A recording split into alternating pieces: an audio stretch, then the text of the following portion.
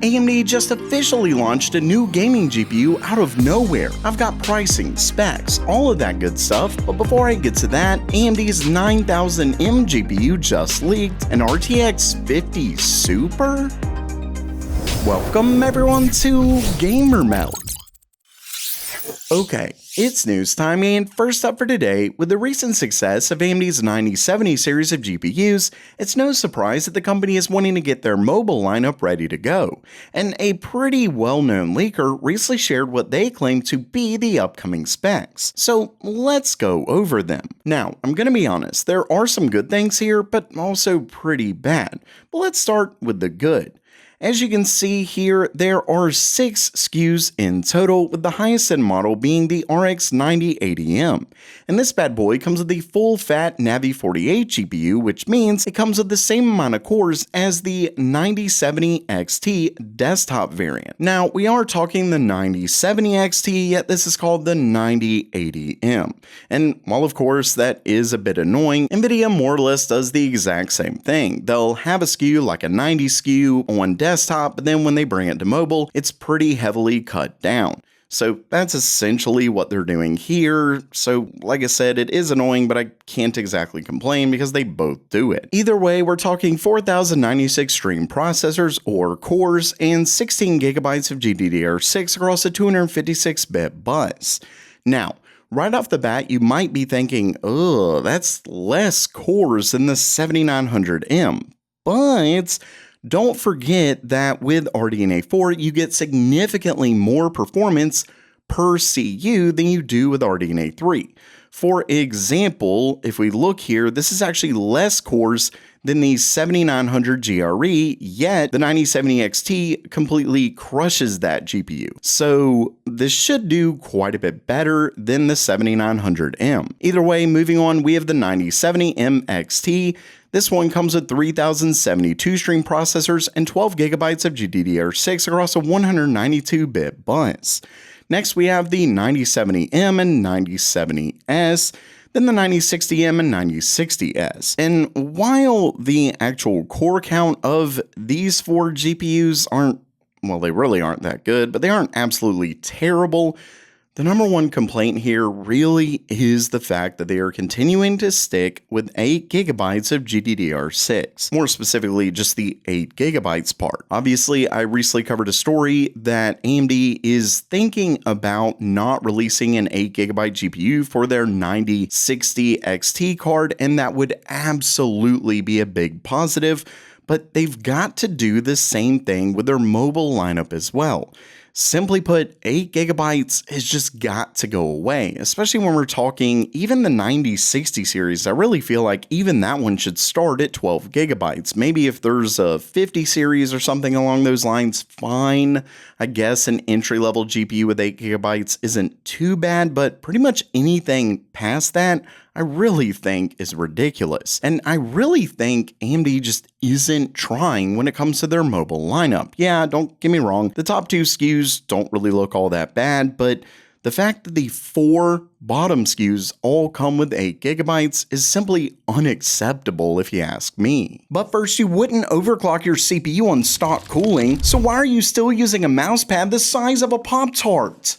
Introducing the Mainframe Desk Pad by GamerMeld, a full-surface, zero-compromise desk pad designed for the kind of rig that deserves better than whatever this is, with enough real estate to house your keyboard, mouse, elbow, and shattered dreams from last night's ranked match. Inspired by circuit schematics and some spiciness, this thing printed like a motherboard, except it won't overheat under pressure, and it comes with an anti-slip rubber backing, low-friction cloth top, and dimensions that'll make your old mousepad question its purpose in life. This isn't an accessory, it's an upgrade. Just visit meldstore.com to get your mainframe desk pad today, or visit the link in the description below. Go big or get bottlenecked.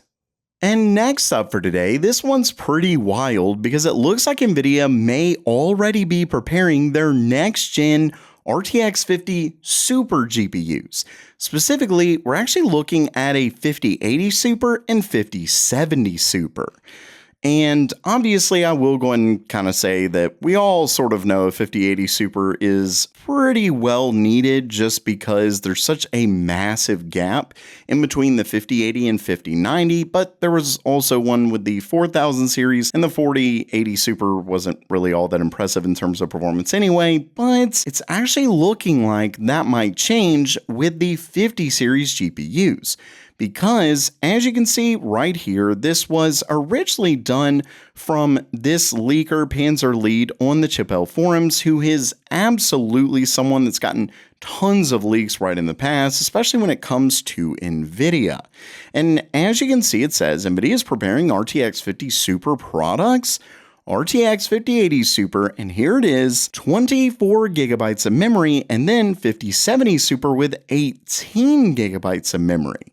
So this part is really what makes me think, especially with the 5080 Super, that they may actually really kind of go all out with this GPU, because unlike the 4080 Super, like I said, really isn't much of an upgrade in terms of performance. I really think that it was more about price. But given the fact that NVIDIA felt the need to up the memory in the 5080 Super, definitely makes me think that it's set to get a very decent performance upgrade as well.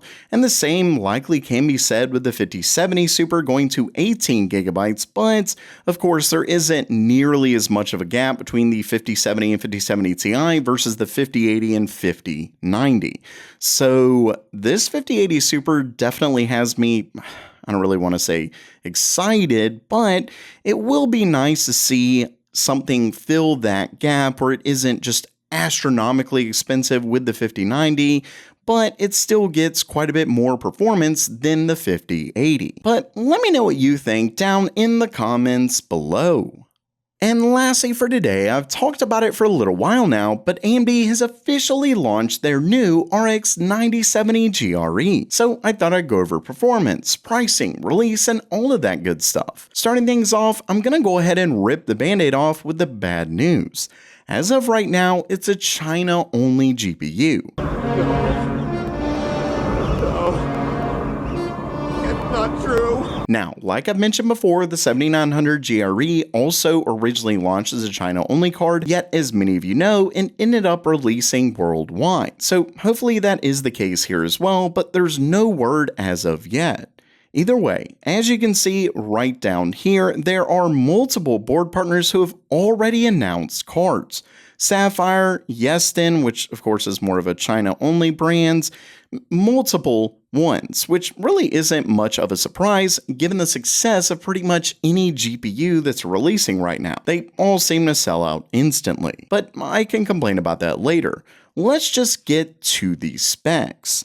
Here, you can see that the leaks were spot on. And if you love impressing your friends by being the first to know random PC facts they never asked for, make sure you subscribe to GamerMeld. When it comes to those specs, like I said, we've more or less already covered this, but to quickly reiterate, we are looking at the Navi 48XL GPU. When it comes to cores, we're looking at 3072, which is a pretty big drop from the 9070, though not absolutely massive, especially because it comes with higher boost clocks.